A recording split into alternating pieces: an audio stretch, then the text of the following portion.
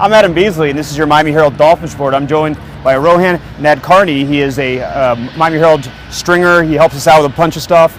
Former intern, Deadspin editorial fellow, and senior at Northwestern. So he's in town helping us cover the game.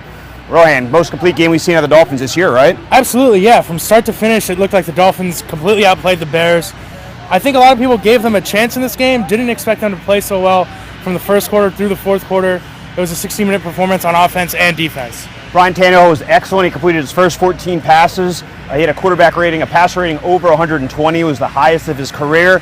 Starting to put to rest questions if he can be the guy. Now the question is, can he consistently be the guy? Can he string together performance after performance? This is the first time from start to finish to a game, he looked good.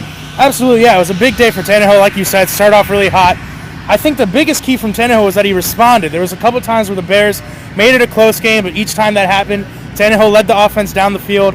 That's a big thing. Not only do you want to see him play well, you want to see him respond to pressure situations, and I think he did that today. I think the key to the game was, as you mentioned, that second drive of the second half. Chicago went the length of the field to make it a one-score game.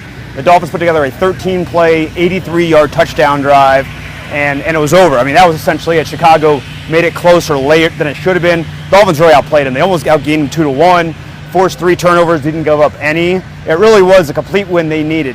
Now you look at the schedule, and what looked daunting is a little bit easier. They go to Jacksonville next week. If they can get to 4-3, I mean, they're only a game and a half now out of the first place behind the Patriots. They have the tiebreaker. They won that first one. So if they can win on Sunday, things start to look a little different for this franchise. Absolutely, yeah. It was a season-changing win. You know, I think players were talking in the locker room after the game. If they had lost, I mean, this thing could have spiraled out of control. But, you know, this win keeps the season alive. And I think in addition to Tannehill, you want to see this kind of consistency from the defense week after week. We talked a little bit. It was a redemption game from the secondary. You know, they faded down the stretch against Green Bay on the last drive.